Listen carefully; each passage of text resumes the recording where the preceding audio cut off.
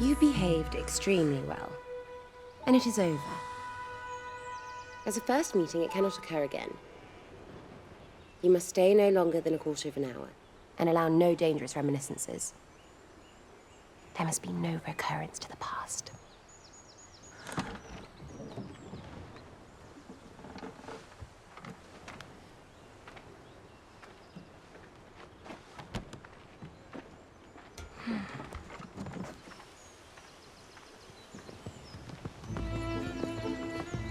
Seek the village of Highbury, sir.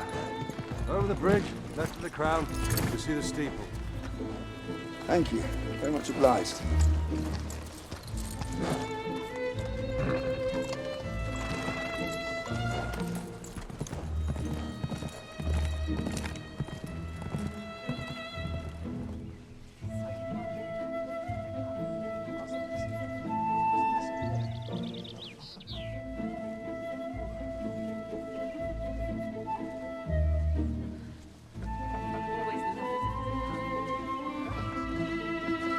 Here we are.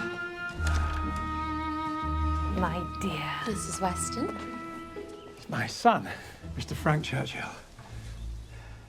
Miss Emma Woodhouse. Miss Woodhouse. He's caught us quite by surprise. Indeed, he has.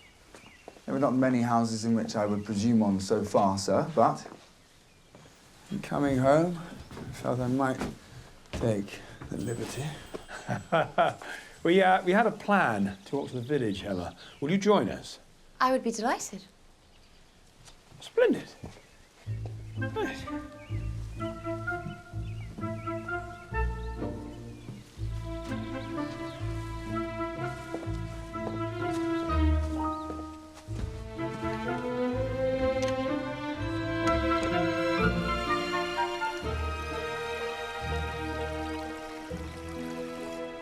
I believe we have a mutual acquaintance in Jane Fairfax.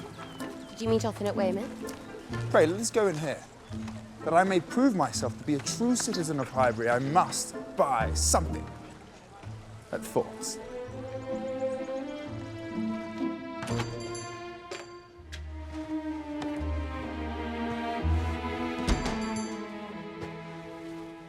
And I beg your pardon, Miss Woodhouse. You were speaking to me. I merely asked whether you had known much of Miss Fairfax and her party at Weymouth. And now that I understand the question, I must pronounce it to be a very unfair one. It is always the lady's right to decide on the degree of acquaintance.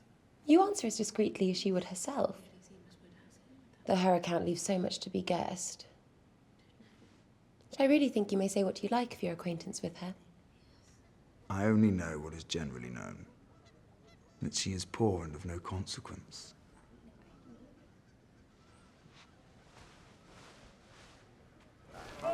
Here's where you have your balls, I suppose. Every fortnight through the winter. I'm afraid Highbury may yet disappoint you, Mr. Churchill. We have not society enough for dancing. But an inn of this size must have a ballroom. And where there is a ballroom, there can be a ball. We cannot do without dancing. Instances have been known of young people passing many, many months successfully without any ball of any description and no injury either to body or to mind, but when, and the felicities of rapid motion have been felt, must be a very heavy heart that does not ask for more. It is very dirty inside. Oh, my dear, you're too particular. By candlelight, it'll be as clean as Randall's. You must have a ball. Yes, and when we do, may I hope for the honour of your hand for the first two dances? The Coles are to hold a supper party in Frank's honour, and perhaps they'll be dancing there. So, Emma Woodhouse deigned to accept an invitation from the merchant Mr. Cole. Mr. Churchill will soon return to Yorkshire. We must make the most of every opportunity until he does. We must. He's in Highbury only 2 weeks. And yet he spent a whole day going to London just to get his hair cut. 16 miles, twice over. He's a trifling, silly fop.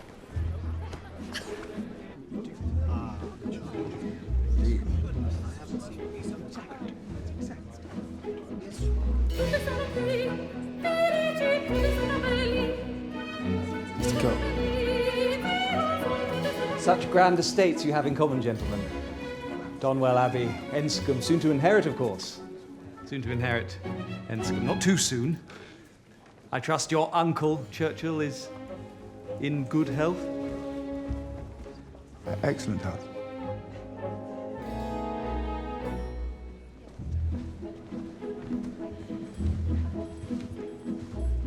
Sono qui, felici, tutti sono belli, oh sì, tutto è delizioso, tutti sono qui.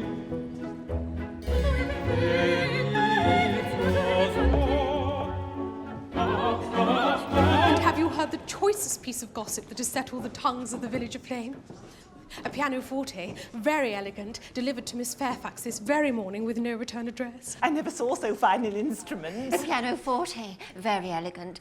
And with no return address? No return address. Jane herself is quite at a loss, quite bewildered to think who could have sent it. Bewildered indeed.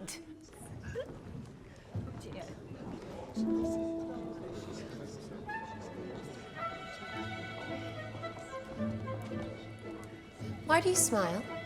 Nay, why do you? I suppose I smile for pleasure. Pianoforte is a very handsome present. I rather wonder it was never made before. Perhaps Miss Fairfax has never been staying here so long before. Or that Colonel Campbell did not give her use of his own instrument, which must now be shut up in London untouched by anybody. Huh. She has done her hair in so odd a way I never saw anything like it. Must be a fancy of her own. I see nobody else looking like her. Colonel Campbell is not the giver. Who can be? Mrs. Dixon? As a token of her friendship, perhaps? What say you to Mr. Dixon? Mr. Dixon? He saved her life. Did you hear of it? A water party, and by some accident she was falling overboard. He caught her. Huh. Ladies and gentlemen, a duet. What do you say to this, Emma? I have made a match between Mr. Knightley and Jane Fairfax. Mr. Knightley and Jane Fairfax? This pianoforte has been sent to her by somebody. She has always been a favourite with him. Tonight, he sent his carriage for her as a courtesy and walked himself. Was that not gallant?